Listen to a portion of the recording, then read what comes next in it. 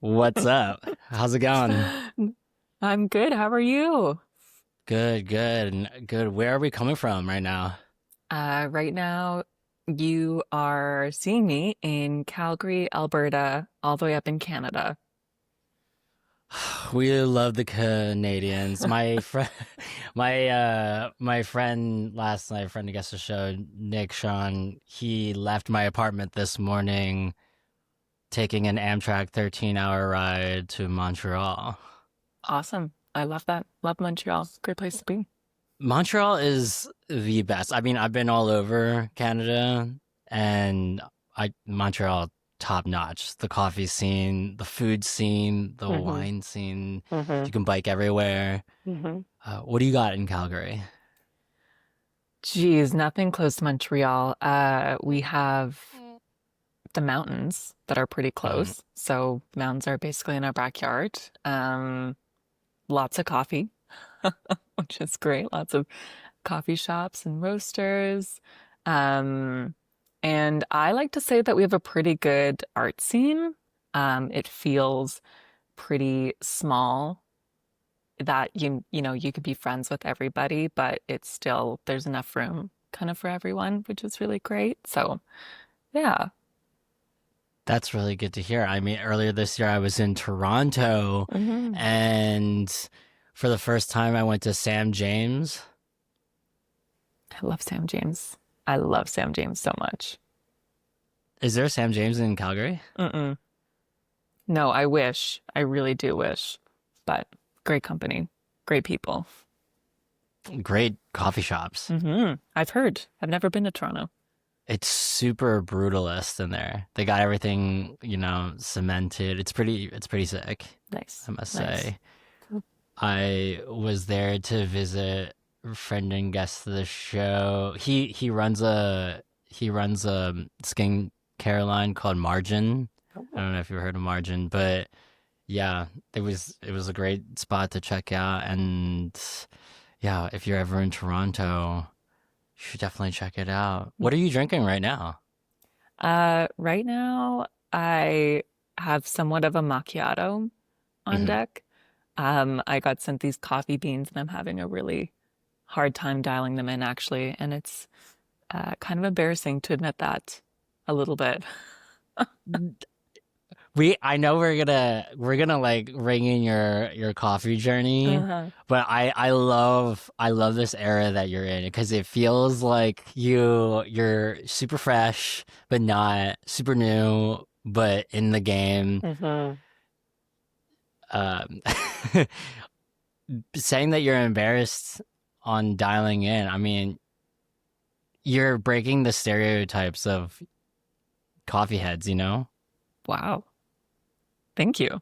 That's Oh, I awesome. I just been like I've been in the game, and the game is really funny because from third wave to like what it is now, third wave people are like rolling in their graves. Totally. Totally. Yeah, I get that. I get that a lot.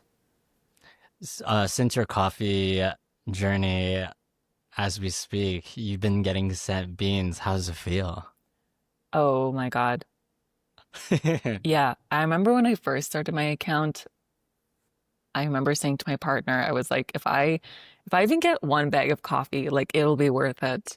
Um, and the first bag of coffee I got sent was from Gravity, which is a cafe here in Calgary. And I'm already really good friends with the roaster, Andy Furnell. Um, and I got it, and I was like, okay, what's next? Um, so it's been so incredible, the amount of support and like the connections I've been able to make. Like, it just feels so awesome. What's next? I know what's next. Espresso machine from La Marzocco, a new fellow espresso Oh machine. man, I mean, we're please. gonna upgrade that espresso machine that you got going on. Even though you think it's an embarrassment, I don't think so. I hmm mean, to have an espresso machine at your house is already like a step up, which we never thought hmm that people would have espresso machines in their house. It was always like mocha pots, hmm keeping it simple. hmm And when my friends come over to the house, they're like, "Oh, damn, that's a sexy coffee machine." I have an Arc coffee machine, which Cool. everyone is just like, "You mean Arc, the sparkling water maker?" Uh, yeah, it's just so funny that like everyone's just been branching out after the first thing that they come up with. Hmm. Yeah. After COVID, everybody wanted to pick a hobby, something that they were really interested in. Hmm. And for a lot of folks, coffee became the thing. And that obsession, or for some folks, or that, hobby for other folks has really grown the coffee industry. I used to work for a place that would sell primarily parts, but a lot of other accessories and those sorts of things. And business grew so much. I think something insane, like 3 times the size within that time. So I think it really speaks to the fact that people feel like coffee is so integrated in their life and it's so important to them. And I think it speaks to like the community, not just behind going to get a cup of coffee, but people just want to understand it and they want to know what it's all about. Yeah, during that time I was getting pounds. Just Yeah. no $20 bags, just pounds, just to make sure I was. That's what I was stocking Mm-hmm. basically, and because I don't know, that was like the only thing I was drinking, and mad bottles of wine actually.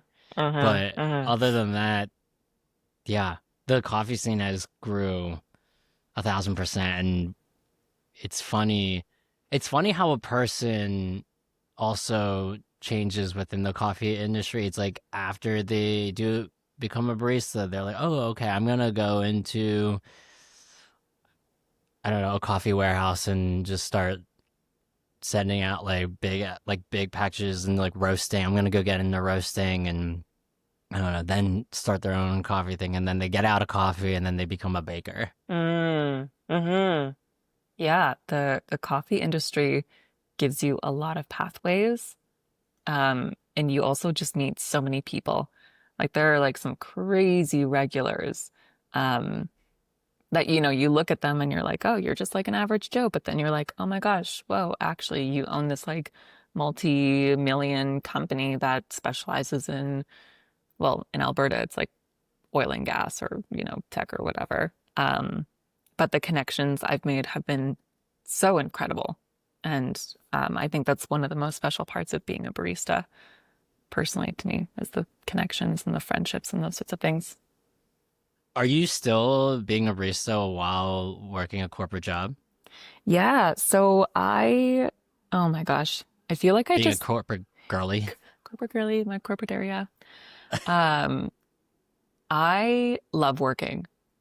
I don't know. I think there's been like times where I've worked 7 days a week just because I love being busy.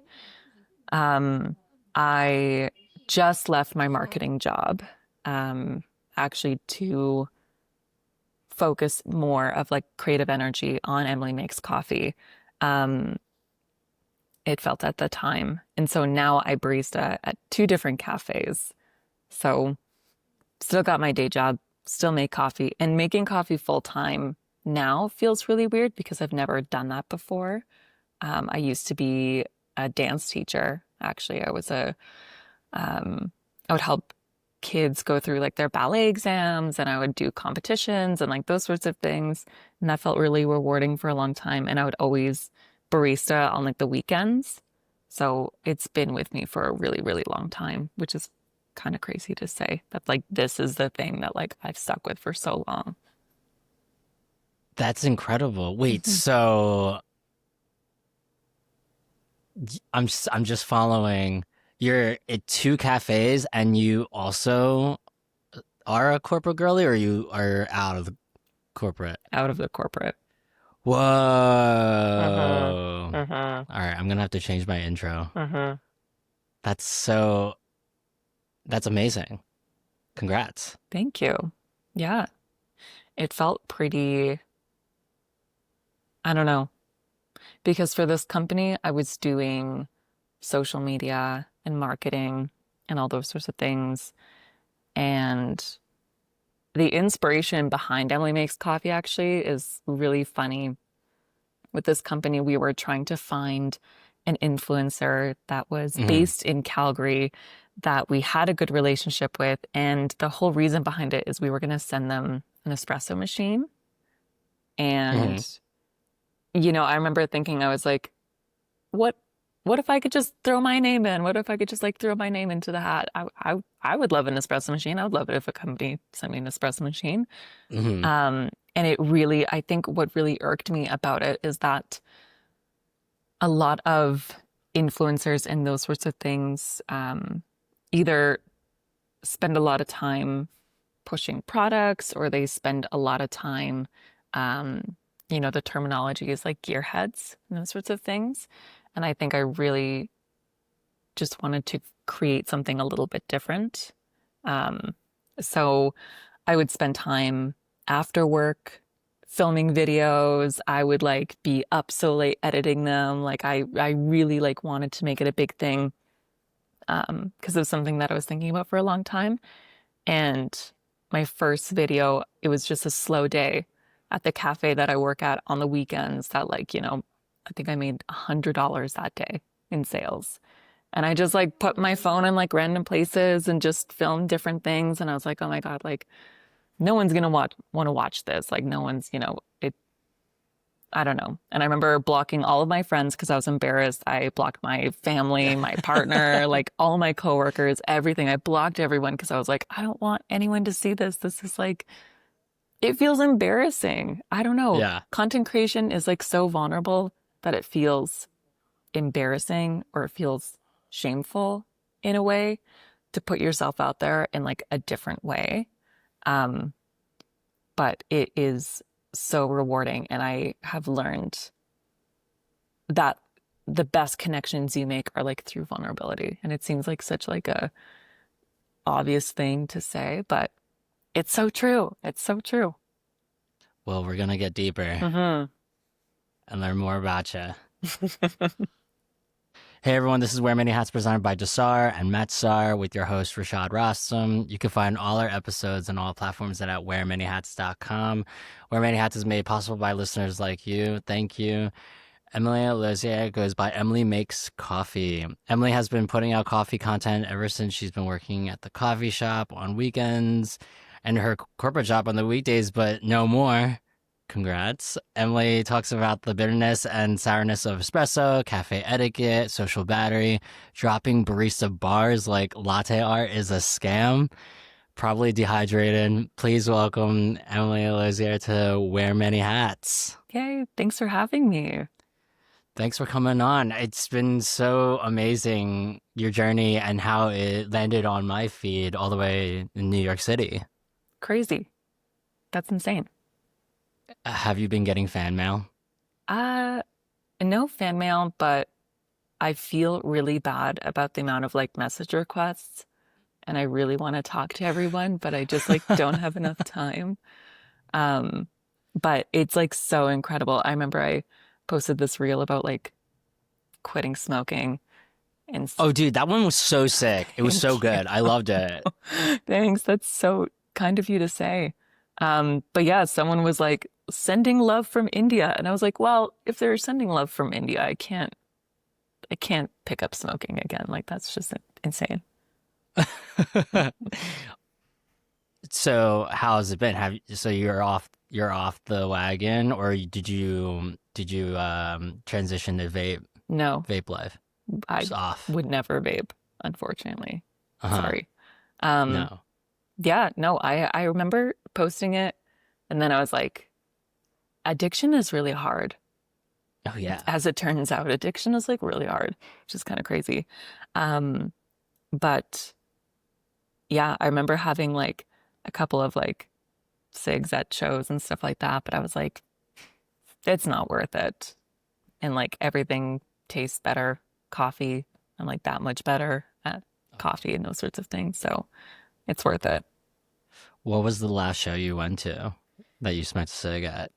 Horse Jumper of Love. Oh, so good. So good. So So good. Oh good. my gosh. It was like the show was at, I think it started at midnight and everyone was like so tired and sleepy because in Calgary, um, there's a music festival that goes on. It's called Sled Island. And sometimes they bring in really cool bands like Horse Jumper of Love. Um, but it's like basically a 4 day party, which is crazy.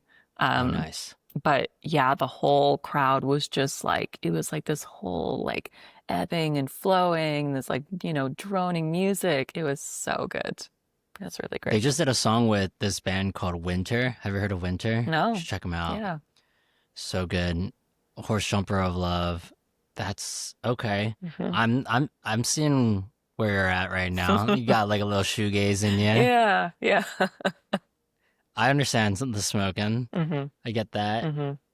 That's great that so cold turkey. What other vices do you have Coffee. besides coffee? Yeah. Coffee. Um, Actually, I've been getting addicted to Diet Coke.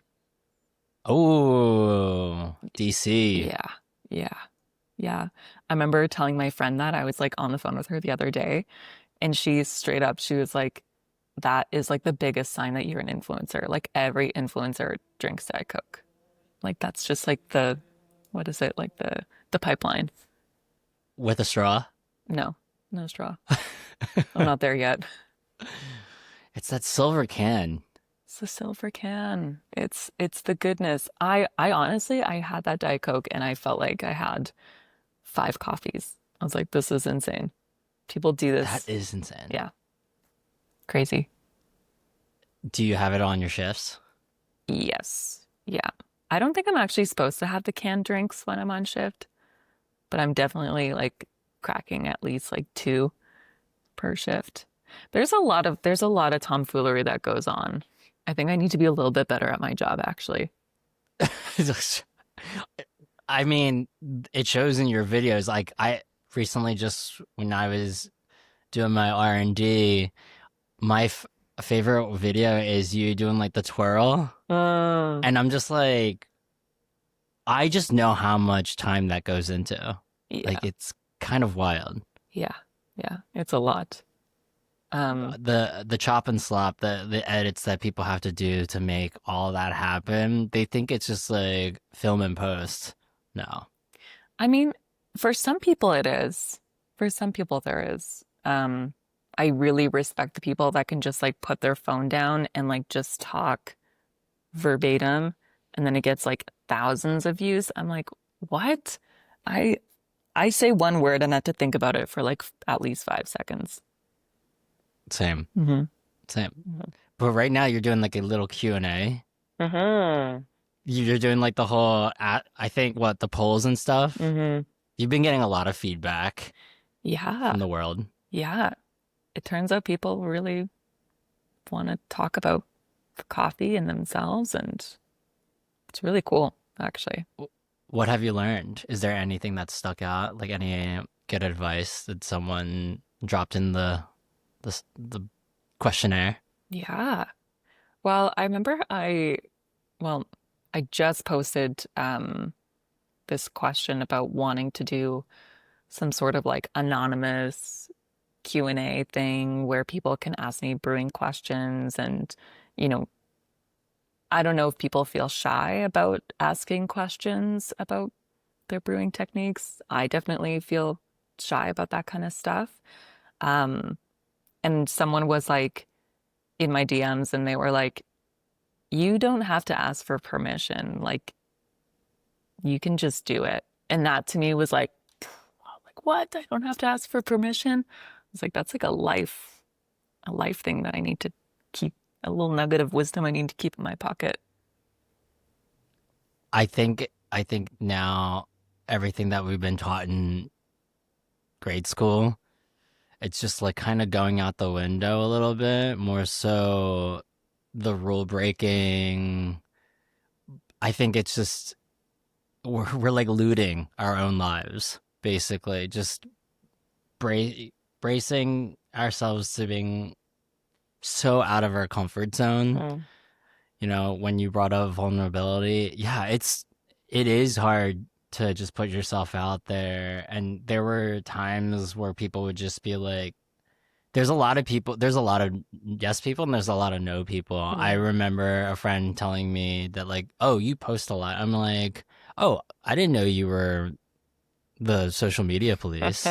Like, I didn't know there was such a thing. You can do, like, you literally can do whatever you want within parameters. But I think that that person saying that you don't need permission, that's great words of wisdom. Hmm. Yeah, really transformative. And I think, yeah, social media is that thing where it's like no one asked you to start posting about your life. No one asked you to start, voicing your opinion. And a lot of it feels like you're just kind of like speaking out into the void. And sometimes you get an echo, and sometimes that echo is like a lot stronger than other times. Sometimes you get like nothing, and you're like, is this like even landing? So there is like a lot of questioning of like whether or not this is good quality, whether or not this is something people want to watch, whether or not I feel like this represents me well. That's like, kind of the last question. It's more so like for the people, for the community, and that kind of thing. But yeah, I totally get that. Have you been getting any, like, I guess not coffee snobs, but just being like, oh, latte art is not a scam? Yeah. What do you mean? Yeah. Yeah. I have, there's been like some people poking about my content and stuff like that, and Hmm. like poking holes into it, which is really great because it allows me to think really critically about what it is that I'm creating and what it is that I'm doing. Um, but yeah, there has to be, there's got to Hmm. be. Oh, Um, yeah. I also worry, maybe not worry, but I really think about the in real life people that are in like the Calgary coffee scene and like what their perspective is on everything. And like, for the most part, it's been like kind of quiet on that side, but I don't know. There's a lot more people watching than a lot more people commenting, and, even less for people who are actually talking to me. I think it's like the heads that first started off traditionally, Hmm. where it's like they take their time Hmm. and they like learn from like a mentor or Hmm. someone in the scene first. Whereas I think today everyone's getting a fast track pass when they do social media. It just like shoots them up to this higher standard right away, and that's why people have these critical thoughts.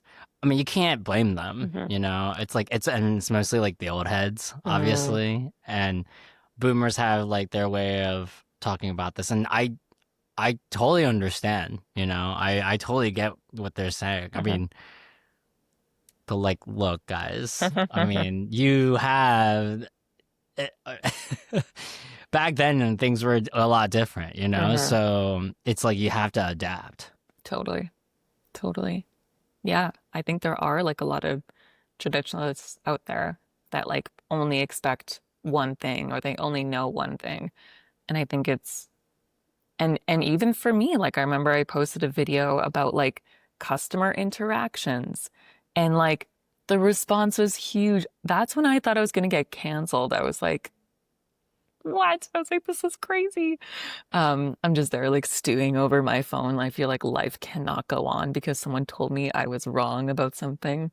But I learned that like, customer interactions and like those sorts of things, like some people do feel really shy in any social situation. And that was so new to me. I don't know. I really did assume that like anyone coming into a coffee shop knows that they're just signing themselves up for like human interaction. That's what I assume. But like some people, they're like, there is like no other option. Like I have to talk to someone to get a good cup of coffee. And that just like freaks me out. So, Oh, that hmm. I mean, you're trying your best to put out every good cup of coffee, Hmm. regardless of the customer interaction. Hmm. But I mean, it is kind of it is kind of funny that there is this new I don't know if there was like an article that came out. Oh wait, actually it is there was this article that came out about baristas talking to their customers and how I don't know if you do you guys have Trader Joe's out there in Calgary? No. Oh, okay. So in the States, Trader Joe's, I've just been noticing this lately, is that when I go up to like check out, the people there at Trader Joe's are trying to have like a full-blown conversation with you, and you're like, wait, what is going on here? Because like, and you can tell that this was in the training. Like this was totally like they're like looking at my shirt, right? And they're just like commenting. They're like, "Oh, I like the blah blah blah," and I'm just like, really? Because like I'm like looking at you, like it does not seem like we are in the same world by any means. And I like totally respect that, but like you can tell, you can Mm-hmm. really, really tell. Mm-hmm. Whereas the coffee shops in I live in Brooklyn, and obviously we're just like top notch. You have to be top notch, or else you're just gonna get flamed. Mm-hmm. And I go to this amazing coffee shop called Villager. Shout out to Villager and everyone there. And it's not that they know my order by now or anything like that. Even when I'm out of it, dude, it's like everyone looks like they are in like some type of fashion house. Everyone looks so good. Um, but they're like they know how to have a conversation, but they also know how to navigate the coffee shop because it's always like packed Mm-hmm.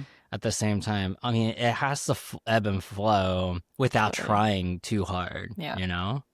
Mm-hmm. But like, it is weird that we have to come out with like articles or to tell people that, you know, that we're all doing this at the end of the day for like a tip or for you to come back. That's like not usually the case. It's like, we want you to have like a great experience and definitely have like the best cup of coffee or whatever drink you order. But that is kind of funny that we have to like talk about it today. Mm-hmm. Mm-hmm. Yeah.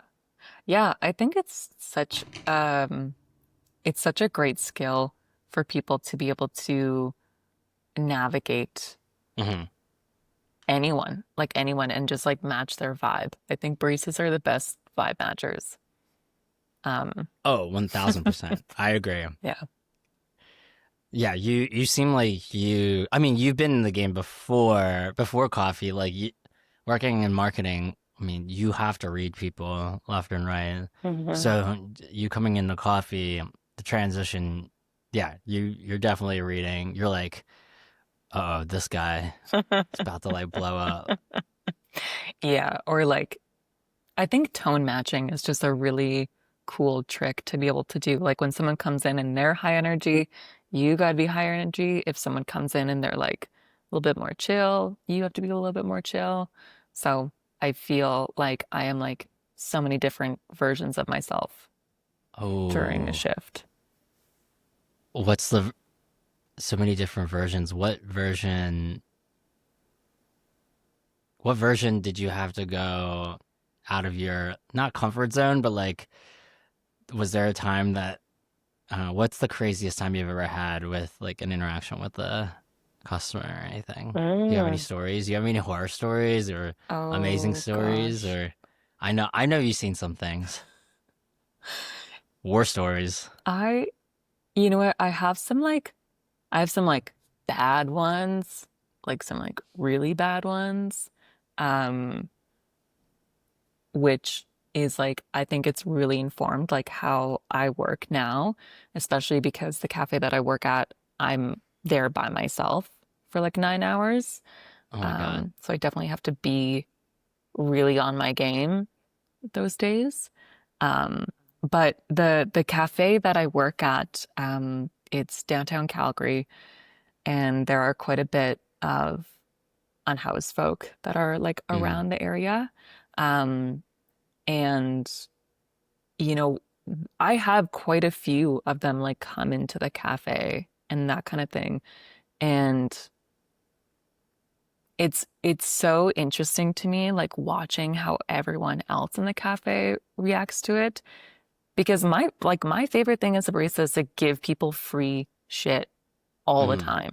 Like anyone who comes in is like even remotely nice. I'm like, you get a free coffee, you get a free Yeah. coffee, like that kind of thing. And so Right. I recognize that like people just, at the end of the day, like it's just another person. And like I really don't care like if they sit in, if they like go, if they like tell their friends, if there's like a bunch of people who come in and like that kind of thing, because I mean, I think I'd have a different opinion if it was like my shop. I can't be giving out free coffees all day, every day. Um, but I think it like really matters that you're an actual person. And then you start to develop skills on like how to handle if like things get out of hand. You start to like develop those kinds of skills. But more so it's like it's handling the other customers who like have an issue with it. They're like, "Oh, you gave that guy a free coffee. Like, why didn't I get mine for free?" And it's like, "Well, dude, we're Oh. in like two different spheres of like Yeah. our lives and Yeah. like get a grip, you know?" But you can't say that. No. You can't say that. So you're like, here's a free coffee card for next time. Yeah. And like really, it's like a lot of navigation and like those sorts of things. But yeah, I think the biggest thing is like just dealing with entitlement as Right. well. I think a lot of folks, there's actually a reel that I want to make about safety as like a female barista, Hmm. which is like something that me personally, like things that I do as a barista to get through a shift safely.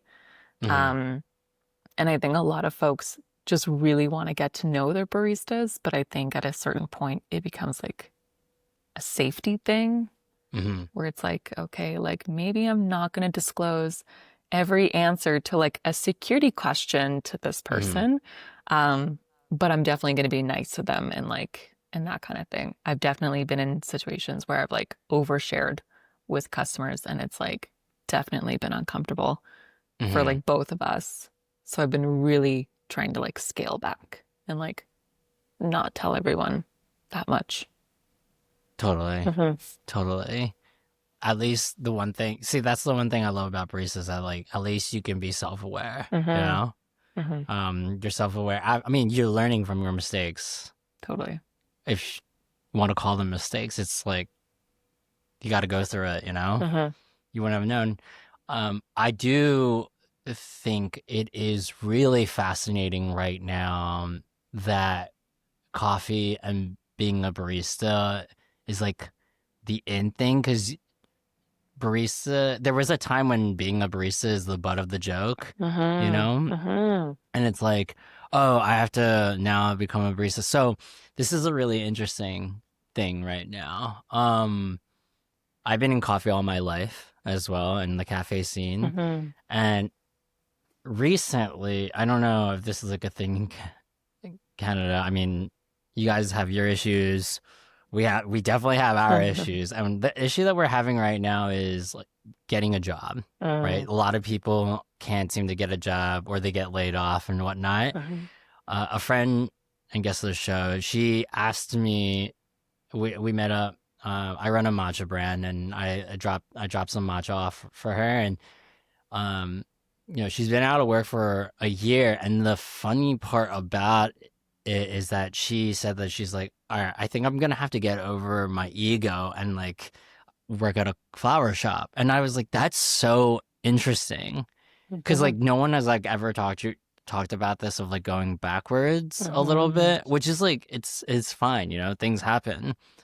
It's just funny, like you're spending a bunch of money, and you're not making any money, so obviously your savings is being depleted. But Hmm. like the ego though of going to work at a flower shop, I mean, that there's nothing wrong with that. And the funny part is that like people becoming a barista again, or going or starting a new career as a barista, it's so different. Hmm. There's like two totally different worlds of being a barista. It's like, oh, I gotta be a barista now, or like you can have fun being a barista. Hmm. And then like the worst level barista is like you need to make money. Honestly, that's like I think that's like the worst type of barista. Mm. Because like the shops that I've worked here in New York, I've I've worked almost in like every coffee scene, and the worst coffee scene to work in is when the employers need to make a buck Mm. to get by, and it's just like I'm literally doing this for the love of coffee and the interactions. I can't do this like scrape by Hmm. type of situation. Um, what's your thoughts on like, there's like every different scene, but more so like the scene that you're in is completely different of like making content. Hmm. Yeah. Oh my gosh. I have like so many thoughts.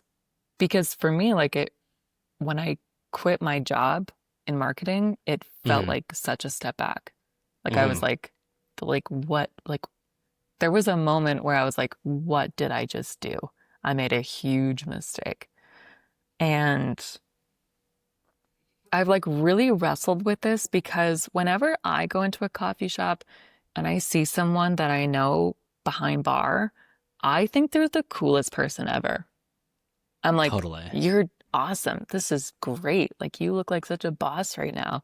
But when I'm behind bar and someone I know comes in, I immediately feel like the scum of the earth. Like, I feel like Ooh. I'm like, oh my gosh, like I have to serve you coffee. And I don't know. I think it like depends on the context of like which cafe you're at and like, like how cool is it and like that kind of thing. I've been thinking a lot about like elements of like coolness as well and like that kind Mm-hmm. of thing. Um, but yeah, I think it's such an interesting aspect of it of like being perceived and like, how you exist within this whole like ecosystem of like, your job is such a huge part of your identity and like what does it mean to like be a barista? And I'm actually so happy that like all in all, people think that like being a barista is cool, And I think what's been so rewarding about my page is like people have just been really stoked to like, look behind the curtain and be like, okay, this is like what goes on in a day. And I don't feel glamorous like cleaning the bathrooms. I don't feel glamorous like packing up like cookies or whatever. Like it's not cool to me, but I'm really enjoying how through like creativity, I can make it like entertaining to watch, or like I feel cool making this kind of content, or I feel cool talking about it, like talking about the like the culture of it. Um, that to me feels really rewarding. And that to me feels a lot more um I don't know, like a lot more like interesting or like it feels a lot more fulfilling than just working a barista job, like quote unquote. Well said. Hmm. I couldn't have said that better. Because when I went back into coffee earlier this year, the one thing I made a couple rules. I was like, okay, I have to work in Times Square because I won't run into any of my friends. It was just be tourists. But then the first day, I knew two people that came and I was like, no. Yeah. And they're like, wait, what are you doing here? And I'm like, I just missed coffee. So Hmm. I went back Hmm. and they couldn't wrap their head around it, to be honest with you. And then obviously I'm like hooking them up first day Hmm. Hmm. on the bar, Yeah. and they're like, "You can do." I'm like, Yeah, I can do whatever I want. Hmm. It's not my shop, but yeah, I just thought that it's interesting. It's a job that, for some odd reason in my life, coffee has honestly have given me like everything. It's given me like my best friends, it's given me other clients, Hmm. creative clients, and Hmm. it has opened doors beyond any other thing I've ever done. And people can't really see that. They don't really understand that, which is kind of funny, but I don't know. When you're behind a bar, there is this weird therapeutic therapy barista to customer thing Mm-hmm. that people love to do. I don't know why. Um, that people just like look at you as maybe a soundboard, but dude, the stories that people tell me, Mm-hmm. insane. Mm-hmm. Insane. I mean, I'm also a victim to it too. I have done that when I was out of the coffee game and I went to a coffee shop. I like literally when I didn't have a therapist, I literally unloaded on my dude. And oh my God, because Mm-hmm. let me tell you, oh my God, shout out Bev, wherever the hell you are. I don't know where he is. There are, I really don't. But he knows some secrets about me. It's kind of fucking crazy. Um, That's insane. but but the only reason why was because this person, like literally the first day I came in, I was asking for another barista friend that wasn't there. Uh, And the first thing they said to me was, "Oh, like even though he's not here, like I got you." And I was like, "What are you talking about?" He's like, "I got you. Like what do you want?" And I was just like, And then that started this like relationship. But it wasn't like I was asking for like free coffee like mm-hmm. every time. I was like totally down to pay, Mm. and I tipped like handsomely. But the thing is that like he didn't want to, and so that's when I just like unloaded on him, and Whoa. he just like he. I don't know if they loved it actually, to be honest with you, but wherever you are, Wow. thank you for listening. That shout out. That's incredible. That's doing the Lord's work. I mean, yeah, you have that face of also people unloading to you as well, Oh I'm my sure. God. I don't know. Funnily enough, I had a customer just this like past weekend who like on the Saturday was like telling me off for like not having the hours posted on like the right door.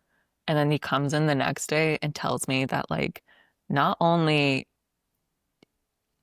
is he like single, unfortunately did his like wife pass away, but he also like doesn't have like next of kin because he was at the hospital and someone was asking him about it. And also he fell asleep in a park and the paramedic had to like help him out. And also, he is trying to like sell his house and like just like gave me all this stuff. And I was like, what is going on? Like, I'm like, I can't handle the load. Like, I can't do it. And some days, like, you can to like the right person. You're like, yeah, like, let me like hold all your problems for you and like really talk to you about it. But, but honestly, like, most of the time, I'm like, again, I think I've taken a pretty significant step back from like really delving into things with people. Like I feel like now for like the safety of like my mental health, I think I need it to be as sad as it sounds, have it be a little bit more transactional and still be nice and still like, if anyone asks me about like the coffee beans we have, of course I'm gonna like go off for like 5 minutes whether or not they want Oh yeah. it, right? But I don't know. I don't know. And maybe it's just like the season I'm at in my life, but who knows? Maybe that'll change. Maybe I'll be like, okay, like free therapy on like a board on Yeah. top of my head. Like, tell me your secrets. But I think that's like, what the page is. Like, I love asking people questions and just like Yeah. asking, tell me your coffee confessions. And I'm like, these are wild. Or like your favorite song or any question. I just love knowing things in that way, but not in person. It feels weird. It's a weird dichotomy. Yeah, the digital like you can turn it off, you know. Hmm. That's the difference. It's like Yes. people can just like type in and then you're like, okay, I don't need to get to it or not. Hmm. Yeah. But I do love your suggestions and the playlist that you've been dropping. You got some great tracks Thank you. loaded and ready. I mean, I couldn't even imagine your coffee shop playlist right now. I'm sure it's just like all bangers. I I do like to believe so. I could be totally, totally off though. Someone might look at my stuff and be like, that is like indie garbage. And I'm like, yeah, read, heard. Yeah. Uh, I mean, that's so funny. I mean, I remember when I worked at this coffee shop in Greenpoint, when I worked at Homecoming, I remember playing Storefront Church and Destroyer a lot when I just like went in. It's like I loved it, you know. Back then, obviously, everyone was playing Blood Orange, and then like when you come in today, like everyone's just like, "What the hell? Like, Ew. what is this? Like 2015 all over again? Like, we don't need this, you know?" Oh God. Yeah, whenever I go into a cafe, oh my God, there's this like infamous cafe in Calgary. I don't know if I should say it. I'm gonna say it. But they have like performative records. I feel like every place has like performative records, but this place has like a lot of performative records. And Uh then huh. they'll play these like awful corporate playlists. Like I know they've been designed by like you can tell. You can tell Yeah. when the higher ups are like, this is what people want to listen to. Because it's like, I'm like, how do you find like I think it actually is harder to find these awful songs than to find like good music. I don't know. I'm like, where have you found all this like it sounds like royalty free Royalty freeze. indies. That's what it sounds like. I know. It feels like right now we're in this weird performative era. I'm drinking performative matcha. I run a performative matcha brand. I did last night. I did a private event in Soho, Whoa. Manhattan, and I called it performative male matcha that I'm doing. That's cool. Basically, it was, but it's of the time, right? Mhm, Of right now. And a good friend of mine was like, "Is this like a TikTok thing?" It's like only if you know if you're on social media, mhm, you know. I mhm, started reading again, mhm. but not on the subway. If I'm gonna read on the subway, I'm gonna need a book cover because like you're not catching me reading Sylvia Plath or like any type of like crazy uh feminist book Mhm, that I need to know. But yeah, it is interesting because I think the performer era, it's like everyone there's no privacy, so it's mhm. like if you're rocking something crazy, people are gonna they're gonna video. They're gonna take a snapshot for sure. Yeah, that's what scares me most about New York. Like, I'm so sorry. It's like New York is the most terrifying place for me because of everything you just mentioned. Oh yeah. I feel like in Calgary, there's like way worse stuff that you could be doing. It's like I can live, I can live, period, and like not Hmm. really have any worries. But I feel like if I ever go to New York, which I really, really want to do, I gotta be on my A game. I gotta be like Alpha Emily. I can't, I don't know, I can't go being anything less than It seems like you're Alpha Emily now thanks. I appreciate that. online, and then like or maybe like Calgary's just sleeping, you know, and you're in the future right now creating all this content that they've never seen before. I don't even know what they do. It seems like it's sleepy town. Yeah, it's like, No shade. yeah, no shade at all. I don't know. I feel like I wrote about this on my Substack where I feel like particularly the coffee culture is like very split because we have a lot of like franchised cafes here, but we also have like a good number of like independent mom and pop shops. But we also have this like really interesting niche of like cafes where I feel like everyone has this idea of like a coffee shop in their head, which is like very modern, but it's almost like 2010 modern, if you know what I mean. Like the Oh, white oh, tile, the very, it's like, the cafe's called like Apprentice or something like that, you know? It's like, yeah, okay, whoa, like what is that? There's like some sort of like yeah, chill. gold accent somewhere in the logo. Yeah, Um, yeah, there's like that like weird third one where it's like, okay, I know you're independent, you're not a franchise yet, because this is the only place. Um, but you also like don't have your identity like fully figured out. And I feel like that could speak to Calgary as a whole. Like our identity is like, what is it? We have the Calgary Stampede. Is that it? Question mark, question mark. I don't know. Oh, Hmm. so it's like not like an identity crisis by any means, but it's just like maybe a little bit trying too hard or Mm, anything like that. I don't know. There was also like other coffee influencers that I follow, and one was like saying like let's bring it back to when coffee shops had like a bunch of color and like just like slop and like thrown around, whereas like today it's very brutalist, it's very yeah, clean.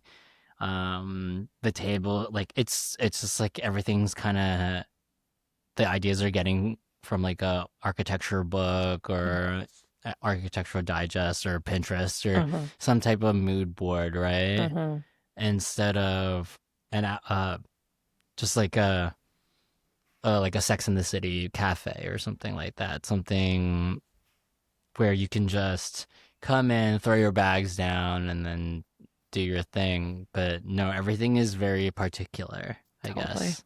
totally. Yeah. I mean, I see that here. Like there's this one cafe I think about all the time. And I I think I heard through the grapevine that they like invited some sort of like, yeah, architect or like some sort of like interior designer from like all the Mm-hmm. way from Japan or something like that to design this cafe. And like to this day, I think it is the worst cafe in terms of interior Whoa. design I've ever seen. Because it's just a room. Whoa. It's like an open concept room. But that's the Yeah. problem is that baristas don't have any privacy, customers don't have any privacy. It is way too small. And like it's not comfortable. And I think people need to be comfortable. That's like hand in hand with like hospitality. If you're in a place that doesn't, that feels like you're not valued as like a customer, where it feels very transactional in terms of the flow of it. Like I'm thinking those like dumb stools that they have up at the bar that has no back support. You're like, you just want me out. I know you just want me out. So you can Mm-hmm. have more people come in. And that just feels so sad to me. I don't know. I think you can really tell when a cafe or a coffee shop is pushing profits over people. And it's like from the drink modifications they offer, it's from like what is on their menu, it's from like the staff turnover, it's from like the design of it, the music, the vibe when you walk in. I think that's like the most telling thing about a coffee shop. Like you know what you're getting into the minute you walk in. Oh And yeah. that's like so, I think people like oversee that or like that goes like overhead all the time. Well, hats off to you and everything that you do for some just our wear many hats solutions. Would you ever open up a coffee shop of yourself? Because right now, I'm sure that you've seen so many influen influencers that open up coffee shops and then just keep bringing that vibe to it, and like that, then they have like a bunch of people out the door. There's like that weird formula right now Hmm. that the sales is like kind of based on being on TikTok or Instagram. But Hmm. I think that like that also translates, that Hmm. also transitions into like real customers and like real people that will come back for Hmm. more. So Hmm. we are definitely living in a different age, but would you want to one day? Is like the best use of my time be to open like does the world need me to open a coffee Mm. shop? Is that like the best use of like the platform, the community, the education, the value I can offer Mm-hmm. people? I don't know.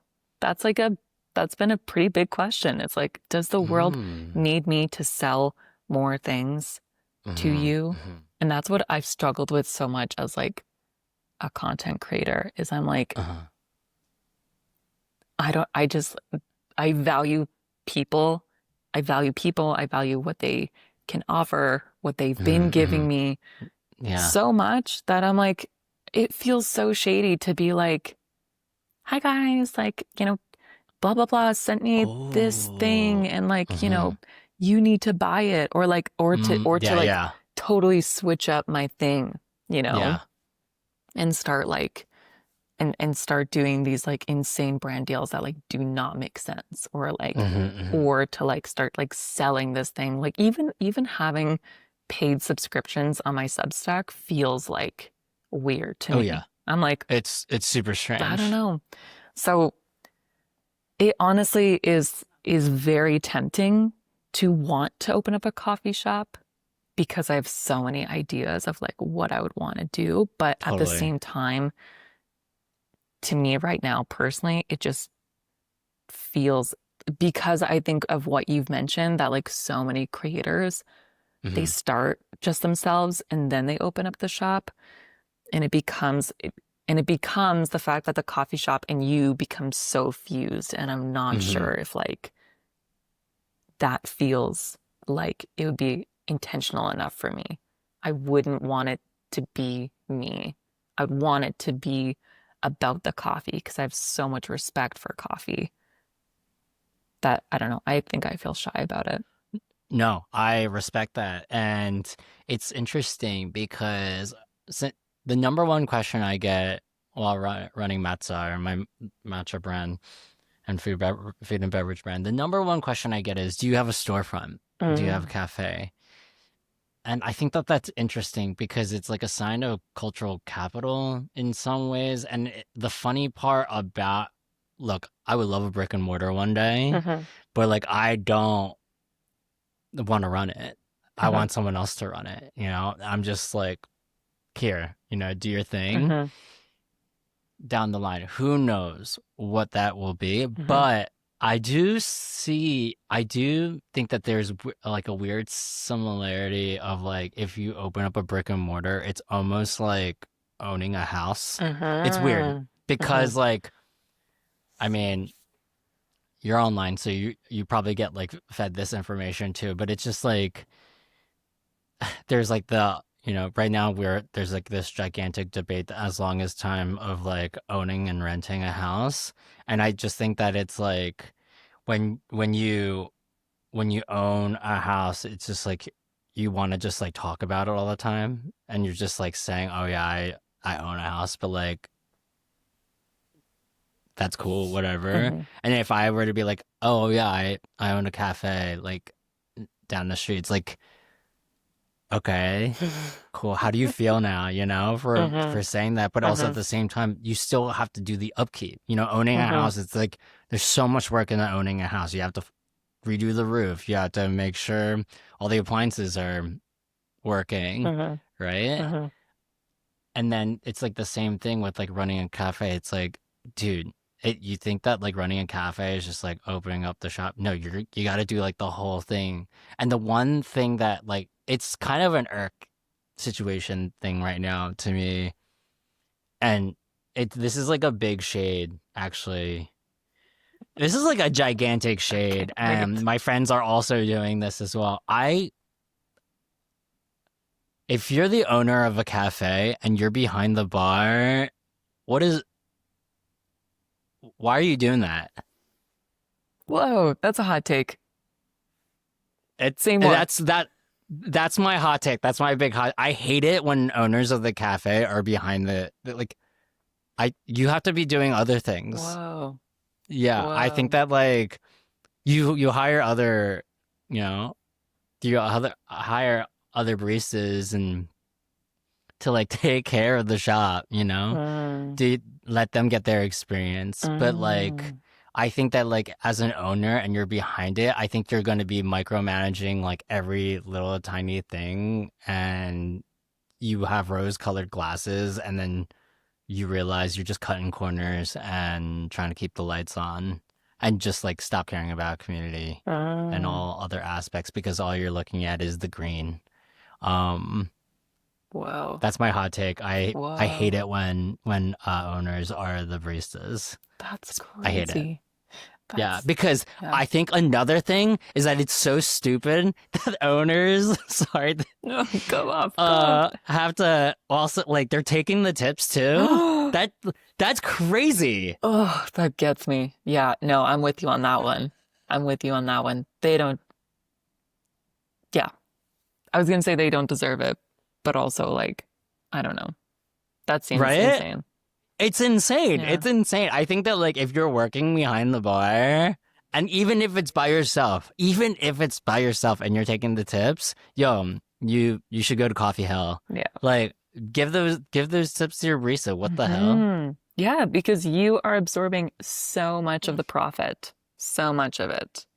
Um, it's funny because I actually think the opposite. I'm like, I hate, oh, my biggest pet peeve as a barista is like when I have to make the owner a coffee because Oh God. they don't know, They don't know.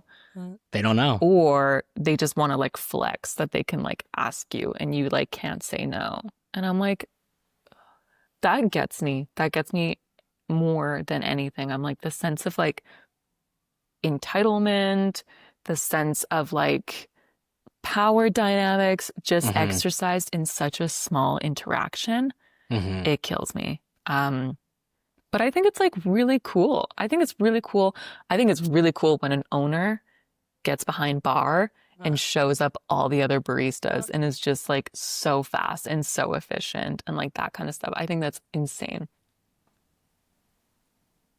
What about my biggest pet peeve is an owner opening up a coffee shop that has no experience in coffee. Yes.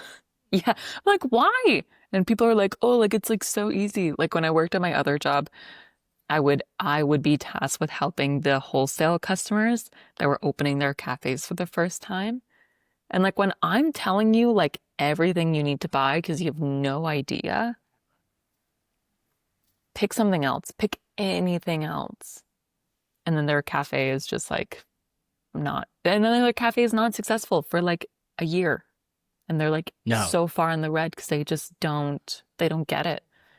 They think it's easy, but it's definitely not easy at all. it's not easy. Hmm. It's not easy. And the margins just don't make any sense. Not at all. But like it goes back to what you're saying. Do we need another coffee shop? Hmm. Yeah. Next Substack Yeah. article. I really don't think so. Like, is it like helping anyone? I think that another coffee shop is warranted when it is either elevating other people. So let's say there is like a farmer or producer that you're like, no one is selling their coffee or making drinks with their stuff. Like that is a great way. Or if you're elevating like another person who wants to showcase their talents or give people an opportunity, I think that's awesome. Or if you're just doing something different, like if you are making coffee in a significantly different way, or you're cultivating a culture that like just doesn't exist, then I'm like, that's when you need to create another coffee shop. That's when it's I warranted. agree. But when you do everything exactly the same, it's like, okay, that's like, what are you contributing? You're just, sorry to say, but it's just taking up space. It feels very self-serving. In the neighborhood, it's three out, one in. Once Mm, three coffee shops are out, one can come in. hmm. I'm like the outside. There's literally one coffee shop next door to me and one coffee shop across the street from me, and I don't go to either of them. Whoa. The coffee shop I go to is literally like 10 blocks away from me Mm, that I go to. hmm. What? It's by my laundromat. Why? Yeah, Why don't you go to the ones near your place? everything's off, Mm, vibes off, coffee's bad. hmm. Just it's the performative music, Mm, yeah. just everything, Yeah. everything. Not cool baristas, not cool people that come in. That's just how I'm seeing it. Hmm. Hmm. Yeah. I know that's the snob in me, unfortunately. Emily, where is the place that you like to go to hang your hat? Place that you like to go to get ideas, your next reel, Hmm. where you like to go to write? The place that I love to go every Sunday after my shift for the longest time, it was like my favorite after shift routine is I would take like a picnic blanket and I would walk over to we have like a Kensington here and I would walk over to one of the parks in Kensington and have my little coffee, have a little sandwich, and there's something about lying on the ground in like the dead of summer. The sun is like on your face. You're probably listening to like, I don't know, I love ML Book. I listen to a lot of ML Book. So No shit. That's listening, good. yeah, listening to her. Whoa. And I like to think that I would like hang my hat on like one of those little trees there. I feel like I could like, that's like my spot. ML book. Hmm. That's yeah. I think people are gonna know your music taste Okay. right now down to a T for sure. Yeah. If you were to get a chest tattoo quote, what would it be? Um, my funny answer is like probably one of my brew recipes, my my, my goated pour over recipe. Yes. I feel like that needs to like go to the grave with me. Um, yeah, I'm gonna stick with that. Just a full Yeah. brew recipe. Eh, Say less. Okay. Yeah. Thank you, Emily, for coming on Wear Many Hats. It was great to have you. Thank you so much for having me. This was a lot of fun, and I feel really honored to be able to talk to you about coffee and stuff. You too. Well, till next time, this is Wear Many Hats presented by Jasar, and I'm Rashad. Peace.